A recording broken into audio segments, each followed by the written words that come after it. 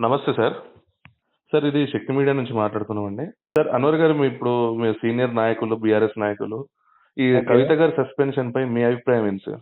Party ఇది right decision తీసుకుందా? Wrong decision తీసుకుందా? రైట్ డిసిజనే.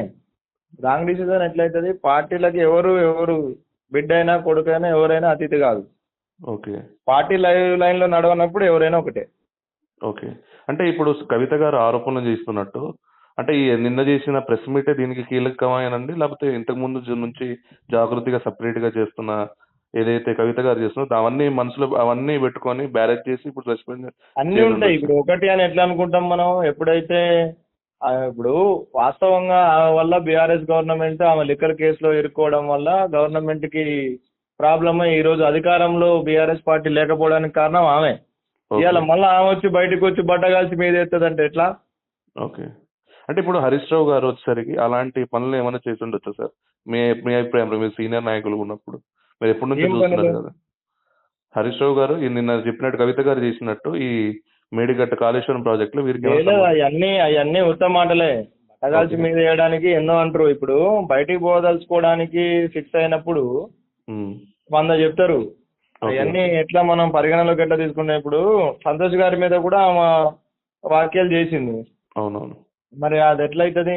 ఆయన గ్రీన్ ఛాలెంజ్ అని పెట్టి హ్మ్. ఆ, తెలంగాణ రాష్ట్రంలో ఇంత పచ్చదనానికి ఎవరి బర్త్డే అయినా ఏమైనా కూడా అవును. అంత ఇది చేసినప్పుడు ఇది ఎట్లా? అది కరెక్ట్ కాదుగా మాట్లాడిన మాట. అయితే ఇప్పుడు మేధావులు కూడా వేరే పార్టీ వాళ్ళు కూడా అనుకుంటున్నారు. సొంత పార్టీని ఇప్పుడు సీబీఐ కేసు తరుణంలో డిఫెండ్ చేసే బదులు తను వచ్చేసరికి స్ట్రైక్ రేట్ ఇట్లా ఔట్ రైట్‌గా వీళ్ళ గురించి ఇట్లా నెగెటివ్‌గా చెప్పడం, దీనివల్ల పార్టీకి ఏమైనా లాస్ అయ్యే ఛాన్స్ ఉందా సార్? ఇప్పుడు ఇందులో డిఫెన్స్ చేసేది ఏం లేదు. ఇక తప్పు జరిగుంటే డిఫెన్స్ చేయడానికి అవకాశం ఉంటది. తప్పు జరగలేదు కదా. ఓకే. ఓకే. ఇప్పుడు తప్పు జరగలే. డైరెక్ట్ నిన్న ప్రతిపక్షంలో ఉన్న అక్బరుద్దీన్ ఓవైసీ కూడా మాట్లాడిండు. ఎంఐఎం పార్టీ నుంచి 7 ఎమ్మెల్యేలు తరపున ఆయన మాట్లాడిండు. ఆయన ఏం చెప్పిండు?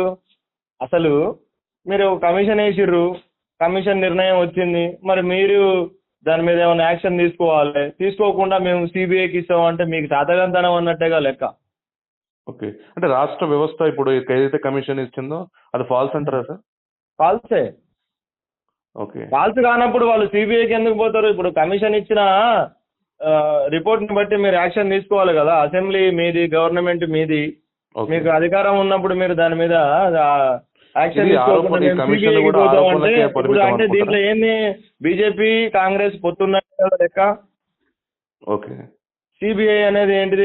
ఎవరి కనుసంధానంలో పనిచేస్తుంది సిబిఐ? సెంట్రల్ సెంట్రల్ గవర్నమెంట్ కింద గవర్నమెంట్ ఉంటుంది. పనిచేస్తుంది. మరి అటువంటప్పుడు సిబిఐకి రాస్తున్నా అన్నప్పుడు నువ్వు స్టేట్ గవర్నమెంట్ దేనికి ఉన్నట్టు? మన ఓకే. ఈ కమిషన్లు పెట్టి వాళ్ళని వీళ్ళని పిలిచి ఎంక్వైరీ చేపించి దేనికి చేపించినట్టు లెక్క? ఓకే. అది ముందే సీబీఐకి ఇచ్చుంటే ఈ తలకాయ నొప్పి ఉండేది కాదు కదా మరి అంటారా? కాదు కదా. హ్మ్. అంటే ఇది రాష్ట్ర ప్రభుత్వం వైఫల్యం అంటారా సార్ ఇది? పూర్తిగా రాష్ట్ర ప్రభుత్వం చేయాల్సిన పనులు చేయలేక ఏదో ఒక విధంగా డైవర్ట్ పాలిటిషియన్ చేసి అది ఇదని చెప్పి పక్కకు తప్పించుకునే వ్యవహారం ఇదంతా. వేరే ఏం లేదు ఇలా.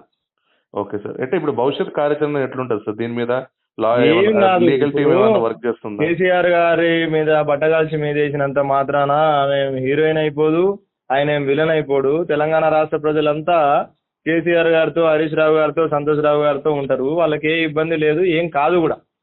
ఓకే. ఇప్పుడు ఎలాంటి లీగల్ టీమ్ కమిషన్ కూడా వేసినా, a legal CBI team enquiry వేసినా ఎదుర్కోవడానికి వాళ్ళు సిద్ధంగా ఉన్నారు. ఇలా కూడా న్యాయస్థానంలో మీరు చూడండి.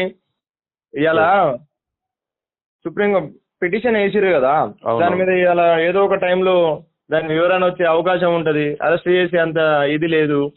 ఓకే. ఇప్పుడు దాంట్లో జరిగింది ఏంది? ఇప్పుడు మేడిగడ్డ ప్రాజెక్టు ఆ నుంచి వీడికి నీళ్ళు వచ్చినాయి, ఎల్లంపల్లికి వచ్చినాయి అంటాడు. ఇవన్నీ ఆ నుంచి వచ్చినాయి, ఆ నుంచి కాళేశ్వరం నుంచి వచ్చినాయి కదా. అవును. మరి కాళేశ్వరం లేకుంటే ఇవన్నీ ఆడున్నాయి. కాళేశ్వరం అనేది మెగా ప్రాజెక్ట్, దాంట్లో మేడిగడ్డ వచ్చి ఒక మరి కాళేశ్వరం నుంచి దిగువకు వచ్చిన నీళ్లతోనే కదా ఇదంతా నడిచేది. మరి ఇప్పుడు సుదీర్ఘ అనుభవం ఉన్న హరీష్ రావు గారు అవును.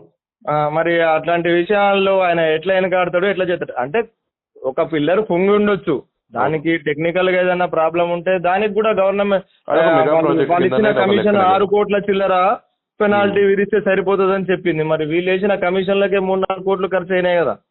అవును. మరి దానికి ఏం వివరణ ఇస్తారు వాళ్ళు? అవును. ఇప్పుడు మెగా కన్స్ట్రక్షన్స్ తప్పు చేస్తుంటే మెగా కన్స్ట్రక్షన్స్ ని వారి ఇంకా టర్మ్ ఉంది కదండి, దాంట్లో వాళ్ళకి మీరు ఇట్లా కట్టారు దాన్ని కన్స్ట్రక్షన్ చేయాలని చెప్పొచ్చు కదా.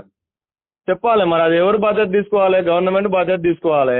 ఇప్పుడు ఒక మేస్త్రి అంటే పని ఇది స్థానిక ఎలక్షన్స్ ముందు ఇది- నేను ఒక ఇల్లు కడుతున్నా, ఒక కాంట్రాక్ట్ ఇస్తా, మేస్త్రి పని చేస్తాడు, కూలోళ్ళు పని చేస్తారు. మరి మేస్త్రి చేసిన మిస్టేక్ కి నాకు తప్పు అంటే ఎట్లయితుంది? అవును. మరి నేను ఇచ్చింది కాంట్రాక్ట్. నేను ఒక ఒకవేళ రిపేర్ అయితే మళ్ళీ రిపేర్ చేయాల్సి వస్తుంది. కేసీఆర్ గారు రైతులకి సేవ చేయడం కోసం కొన్ని లక్షల ఎకరాలకి నీళ్లు పంపించడం కోసం ఆ ప్రాజెక్టు కట్టిరు. మరి కట్టినోడి మిస్టేక్ అయ్యి మేస్త్రి పని బరాబర్ చేయనప్పుడు అది కాలే, ఈయన తప్పు ఎట్లయితుంది? అవును. మరి దానికి మీరు ఆలోచించాలి కదా. ఓకే, ఇది ఎలక్షన్స్, ఇప్పుడు స్థానిక ఎలక్షన్స్ ముందు ఇది జరుగుతున్న ఇది డ్రామానికి వస్తే అన్ని సరే. ఎలక్షన్ స్టంట్ అని అందరికీ తెలుసు.